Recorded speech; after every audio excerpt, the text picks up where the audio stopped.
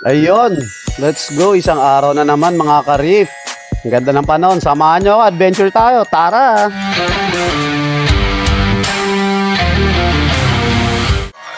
Ayan na nga.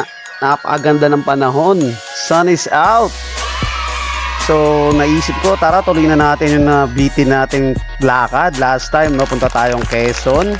Balikan lang. Kaya natin to mga karif. Ang ganda ng panahon. Ang gagawin ko sa Quezon today, guys. Samahan nyo ako, ha.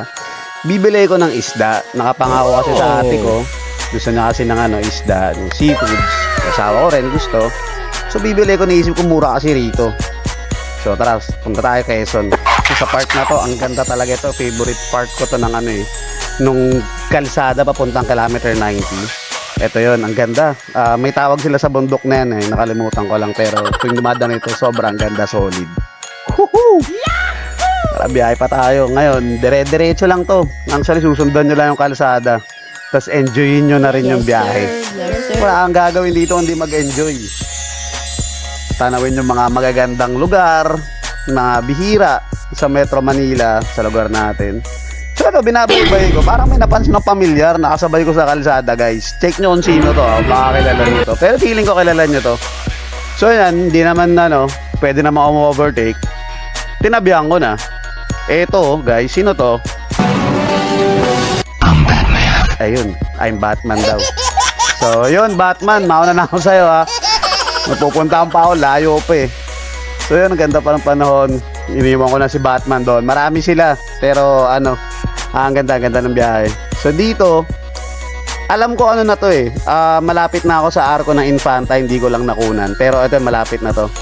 So again, diretso lang to. Lampas na ako ng Agos River, guys, kung alam niyo Agos River. Pero gawa natin ng vlog yun next time. Yes, sir. So diretso lang, ang ganda ng panahon. A few moments later. Yun. 'Di ba? Biglaan nasa fishport na ako. Ito 'yun, fishport ng Infanta. Uy. Bruh. At ayan. Bigayan lang. Ganun talaga. Hindi man maluwag yung kalsada. Mainit na yung panahon, iinit pa ulo natin. Iwasan natin yun, guys. Yes, sir. Bigayan lang tayo sa kalsada. So yun, eto na nga yung fishport. Maluwag, marami namang parking, maganda yung panahon. At kanan ba ako? Sige, kaliwa tayo. Alam mo, ayan. So, dapat nakakumalan ako. Sorry, kuya. Kagulatan pa tayo dyan. So ito, nakita na ako ng parking, no? Park muna tayo, tapos tara, mamili na tayo. Let's go. Ayan. Ang dami pang paninda rito. May kiss-kiss lang tayo. Ay, yung ang sikip. Pero ganun talaga. Palengke. Actually, maluwag pa nga ito eh. Sa mga normal na palengke. Dito tayo. Oh, bawal. Ay, sige, dito na lang. Yan, ganun din. No, guys? Ang init ng ulo. Wag nating yan. Papatulan. Bigayan lang. So, maluwag nga actually. Tapos maraming paninda. Kaso, medyo na late na ako. So, usually marami pa to. Eto, nakita ko na nga yung tuna steak na gusto ng ate ko. Ayan, ang laki, guys. 300 lang yan. Ang alam ko, 300 ang binayad ko dyan. Normally sa atin, sa Metro Manila, nasa around 700, 800 pesos na yan. Or more. Dito, 300. Yung isang malaking slab ng tuna steak na yun. Yellowfin tuna siya. Bumili pa ako ng iba. Bumili akong tahong, tsaka iba-iba pa. So, ang laki ng namenos ko dito. So, bayad muna tayo, syempre. Yan, bunot. Let's go. Uy, nahulog. So guys, ingatan natin mga salapi. Nalaglag tuloy sa Stingray. Pero yon, thank you ate. So yan yung mga nabili ko. Fin tuna steak, 1 slab, 1/2 kilo ng tahong. May mga iba-iba pa ang binili. Less than 1K, guys. Ang dami daw yung nabili dyan. So yun, excited na ako dito sa part na to. Uwi na tayo. Sabi sa inyo, balikan lang tong biyahe. Niisip ko na rito kung anong luto gagawin namin mamaya kasi masarap. Pero yun, nakikita nyo yung mga bundok na yun. Doon tayo babalik. Babalikan natin yan. Tatagusin ulit natin yung pauwi. Pero basic na basic lang sa atin yan, guys. So dito sa part na to, napansin ko, onti na lang gas ko, parang 2 bars na lang. Hindi ko na isusugal, papagas na ako dito sa Petron. Alam mo kasi this would be the last gas station na madadaanan ko. So di na ako nagbaka sakali. Pagas tayo, 300. Malaki naman yung dinagdag. Almost puno ulit. And we're back on the road. Nice! Biyahe ulit tayo. Pero at this point, syempre, hindi kompleto biyahe natin kung hindi tayo magde-devotion. So, hanap lang tayo ng spot na maganda, tahimik. Tapos, mag-devotion na tayo, guys. Alright, ayun, may nahanap ako. Ang ganda. Aksidente lang yung nahanap ko. So, simulan na natin ang devotion natin. Ang naisip kong devotion for today, dahil nga sa biyahe na ginawa natin, no, ay ang, dun tayo sa 2 Corinthians. Yan, 2 Corinthians 10:18. 12 pala. Chapter 10 verse 12. So ang sabi rito, we do not dare to classify or compare ourselves with some who commend themselves. When they measure themselves by themselves and compare themselves with themselves, they are not wise. So ito is more on a verse about comparison, no? So technically ito talaga is sinulat ni Paul sa lugar ng Corinth. Pero naisip ko, follow up pa natin na isa pang verse. So yung naisip ko isa pang verse, ugma naman sa biyahe natin today is 1 Thessalonians chapter 5 verse 8. Verse 18. So ang sabi dyan is, give thanks in all circumstances, for this is God's will for you in Christ Jesus.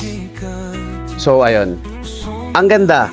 Ulit ang ganda. Bakit ko naisip tong dalawang verse? Una kasi, nag-compare tayo basically, which is ginagawa naman talaga natin on a daily basis. Pag bumibili tayo ng mga gamit, diba, t-shirt, sapatos, anong mas mura, ano yung ganito, ano mas maganda. Pero okay lang yon. Pero sa buhay, normally talaga is hindi natin naiwasan compare natin yung sarili natin sa buhay ng iba. Nasaan sila, nasaan tayo, bakit ahead sila, bakit tayo hindi. Hindi maganda yon, basically. Yun yung sinasabi doon. It's not wise, hindi yun maganda. Bakit? Kaya natin finalo pa nung second verse is yung sa Thessalonians is in every circumstance, give thanks to God. Ito yung will niya through Jesus Christ. Ibig sabihin, kung naniniwala ka kay God sa perfect timing niya, sa plano niya sa buhay mo, give thanks in all circumstance. Hindi pantay-pantay ang circumstances natin at hindi rin pantay-pantay ang ating mga pinagdadaanan. Hindi ibig sabihin may lamang o may hindi lamang. Ibig sabihin lang nun, iba ang purpose niya sa'yo, iba ang purpose niya sa kanila. At kung maintindihan mo yun at talaga nagtitiwala ka sa timing niya at sa plano niya, again, give thanks and appreciate that God has a plan for you. In His perfect timing, it will happen. So always give thanks. So ayun, ang sarap sa pakiramdam na nakapag-devotion. Pahinga muna ako rito. Pero biglaan nito ako, guys. Nagramdam ako biglaan. Gutom na pala ako, di ba? Ako makain. So, after ko magpahinga na konti, tara, balik tayo kalsada. Samahan nyo ako, kain tayo. Habang binabaybay ko nga itong kalsada pabalik, may nadaanan akong kainan. Mayaman nyo kung anong pangalong kainan mamaya. Pero ang ganda ng spot. Di pa ako nakakain dito, testingin ko lang. So, park muna tayo sa lilim. Diba? Parking pa lang, panalo na yung view. So, yun nga, ang pangalan ay Tiana's Bed and Breakfast. Ano lang to, hilera lang ng Jariels. Sobrang bait ng staff, sobrang accommodating. Papasok pa lang ako, binabati na nila ako. And ang mabait nila talaga. So ito yung menu, ito yung in-order ko. Tingnan naman yung spot na pili ko, guys. Isipin nyo, magla-lunch ka, ganyan. Wow. So solid, na-enjoy ko yung kinain ko dyan. Affordable, nga pala, affordable naman. Parang inabot na ako ng less than 400. Tatlong kanin na yun. Kasi gutom na gutom talaga ako. Tapos, liempo ata yung ulam ko. Bumili pa ako ng kape, iced coffee, caramel. So, yan. Nag-chill muna ako dito ng mga 30 minutes.